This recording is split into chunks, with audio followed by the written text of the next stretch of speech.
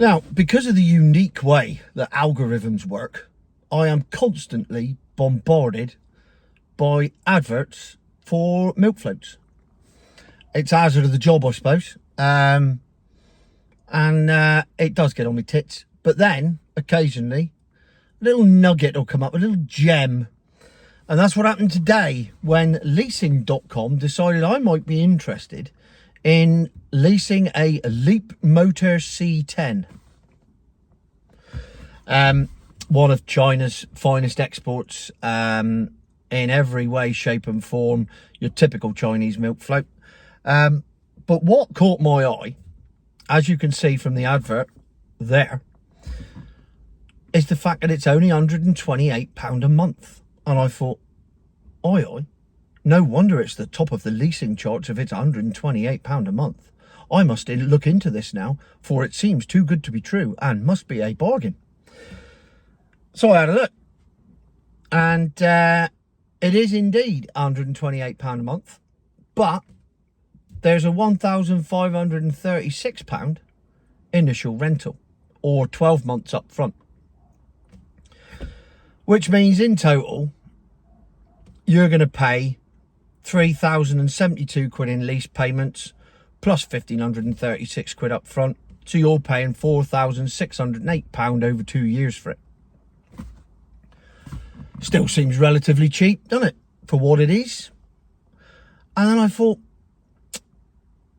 how is that possible? How does that work?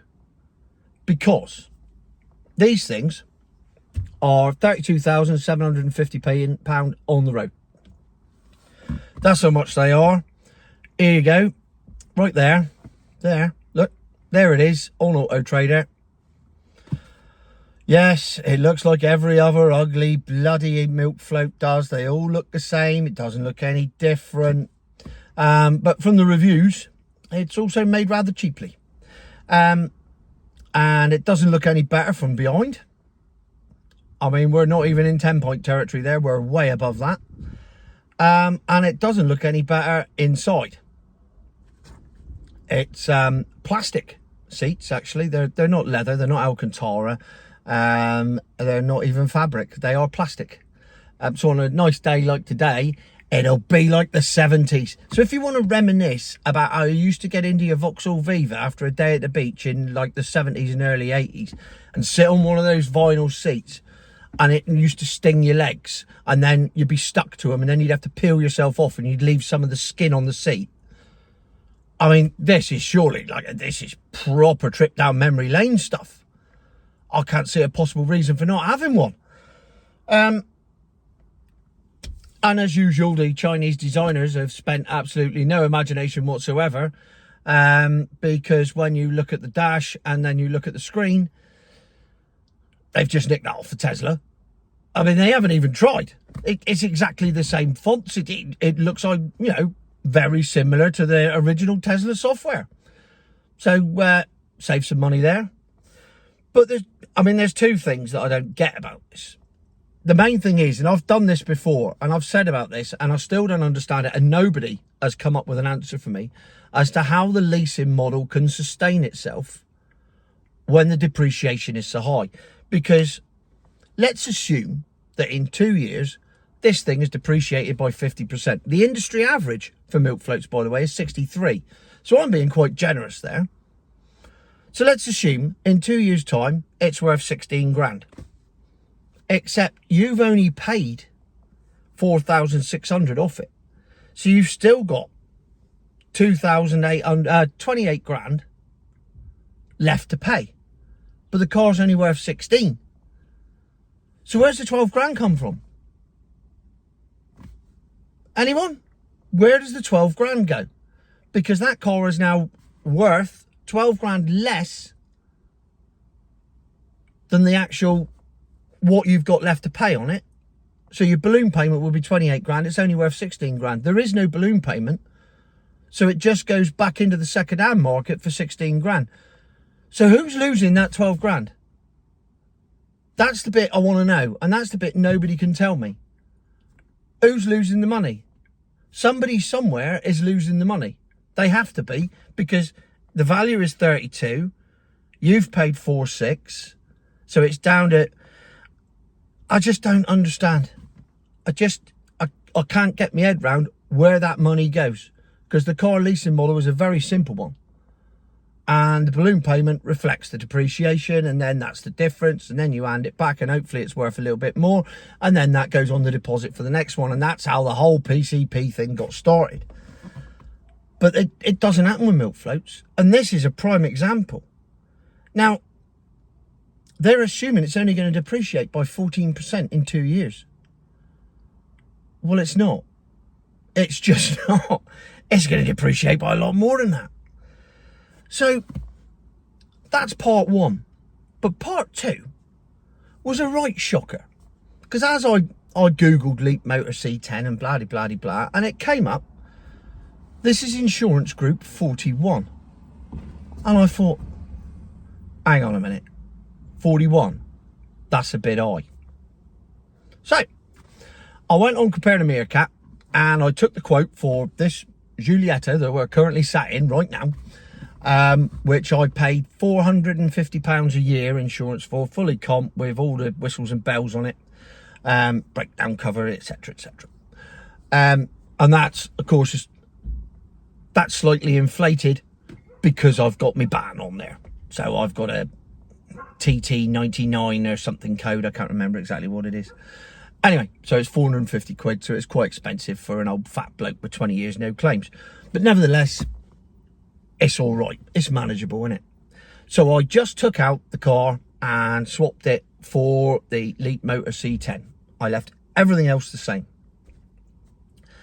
And then I pressed search for quotes. And guess what I got? This. That's a quote for 1,700 quid. 1,700 quid a year. That's an extra 1,300 quid a year on insurance. Over 2 years, that's an extra 2,600. So what you were saving on your lease payments, it's just cost you another £100 a month for 2 years. So you just as well be paying £228 a month for a petrol car and save all that hassle. Group 41 for a cheap Chinese milk float is absolutely mental. To give you an idea of what else is in that insurance group, I had a look. RS4, Mustang 5-litre V8, not that offensive Mach-E version, and a Porsche Cayman, all in the same category, all the same insurance group.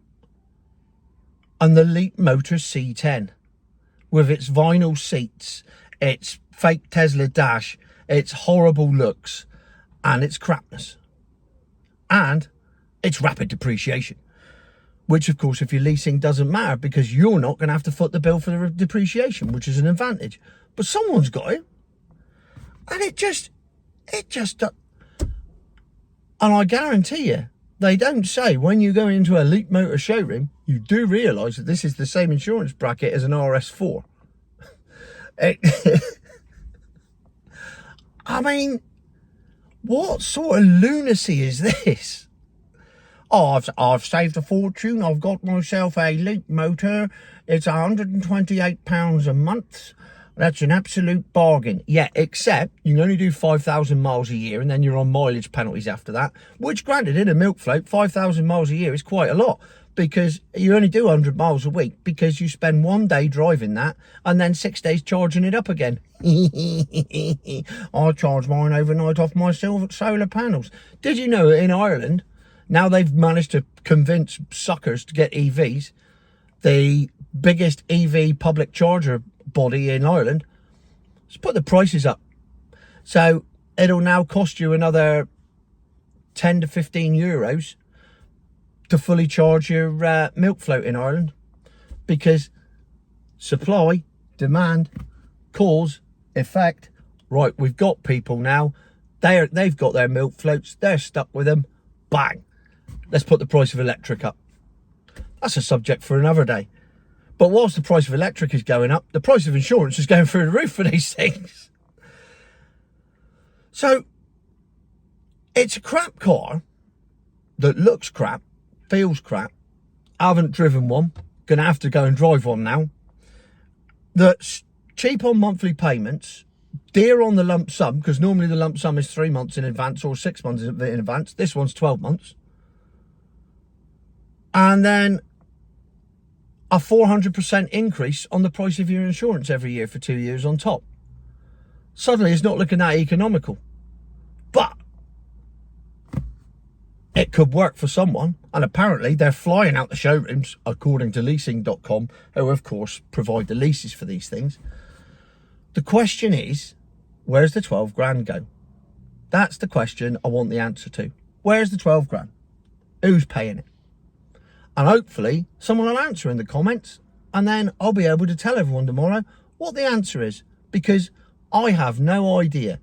But what I do know is that is completely unsustainable. Not the car. The car was never sustainable anyway. It's a milk float. They're the most environmentally unsustainable things in the world, because they don't recycle them and they just go and park them up in scrap yards and then wait for them to catch fire.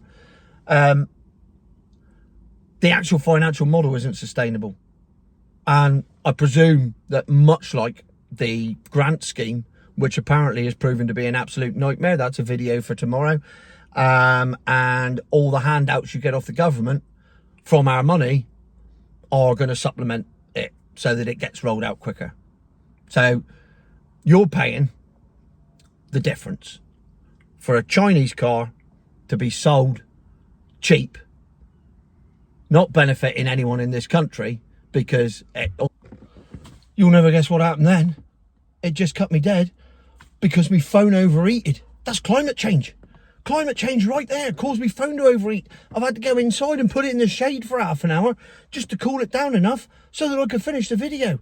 And if that isn't reason enough to start driving a milk float and protect the polar bears, I don't know what is. It's too hot in me car. I mean, I didn't have the aircon on, to be fair, and I haven't even got the windows undone. So, and it's in the windscreen, and so it got a bit hot sat here in the sunshine because it's summer. It's got nothing to do with fucking climate change. It's nothing to do with polar bears. It's just because it's summer and it's hot in cars. Cars get hot. They're surrounded by glass. It's like a greenhouse. That's just common sense. It's got nothing to do with climate change. So anyway, as I was saying, China wins, we lose. Can't believe I've waited half an hour to come up with that conclusion. But it's the only conclusion I can come up with. China get to sell more cars that they can't then park outside military bases because they spy on you. And the people of Britain get to drive an inferior product at a reduced rate, and then somebody doesn't benefit at the end of it. I mean, it's just lunacy. I just don't get it. I just don't get it. And I don't think anyone's going to explain it, but I hope they do. If you know how it works, put it in the comments. Tell me who pays the 12 grand, as long as it's not me.